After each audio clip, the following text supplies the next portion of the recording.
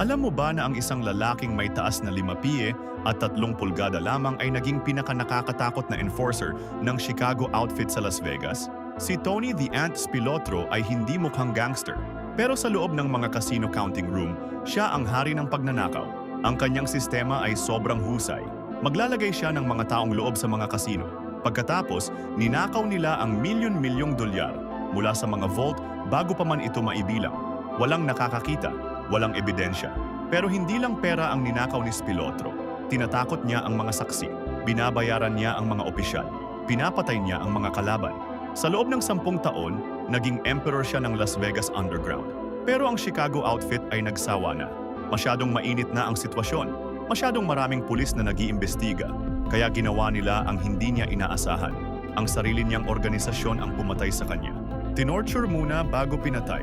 Ang The Ant na dating nakakatakot, naging patay na lamang sa isang cornfield.